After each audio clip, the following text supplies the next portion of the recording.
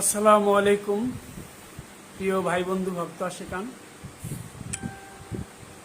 দেশে বিদেশে যে যেখান থেকে দেখছেন সকলকে অসংখ্য ধন্যবাদ।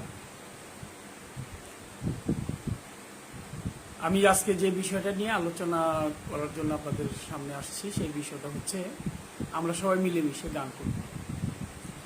রাজীব ফকির, হ্যাঁ দাদাভাই ভালো আছে, তবে এই সময়ে কমেন্টস যারা করবেন আমি উত্তরটা তেমনভাবে দেব না, কেউ মনে কষ্ট নেবেন না। একটু যদি পারেন সবাই একটু শেয়ার করবেন, সবাই যেন বিষয়টা জানে, অবগত হয়। দেখেন, আমি যার কাছ থেকে গান শিখেছি তিনি আমার বাবা, আমার জন্মদাতা পিতা মাতাপুরের আচার্য রহমতুল্লাহ। আমার বাড়ি একেবারে ঢাকার বুড়িগঙ্গা নদীর তীর ঘেঁষে, নদীর এপাড়ি ওয়াইশপুর গ্রাম।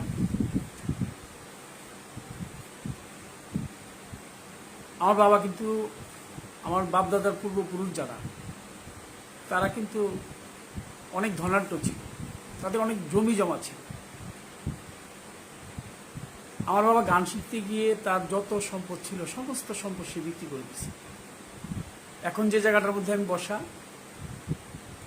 এই জায়গাটা আমাদের জমি ছিল। আমি নিজে এখানে পেঁয়াজ বুনছি ছোটবেলা।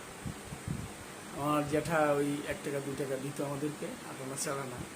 তো সেই পয়সার জন্য লোভেই হোক যেভাবে হোক পেঁয়াজ রোপণ করছি, পেঁয়াজের চারা। তারপর আপনার আখ বুনছি এই ক্ষেত্রে, গ্যান্ডারি যেটাকে বলি আমরা। আমি নিজে যেখানটায় আমি ঠিক বসা আছি এখান থেকে, এই এই এই এই জমি আমাদের অনেক সম্পদ ছিল। হাসন রাজার পরে যদি কোনো ব্যক্তি গানের জগতে সম্পদ বিলিয়ে দিয়ে থাকে সেটা হচ্ছে আমার বাবা। এটা আমাদের এলাকায় আসলে যে কোনো একটা ছোট মানুষের কাছে জিজ্ঞেস করলো, আগের যারা আছে তারা একটু বেশি জানবে, সে উত্তরটা দিয়ে দিবে। আমাদের ঢাকা এই মোহাম্মদপুরে আমাদের অনেকগুলা মৌজা আছে, শ্রীখণ্ড, রামচন্দ্রপুর,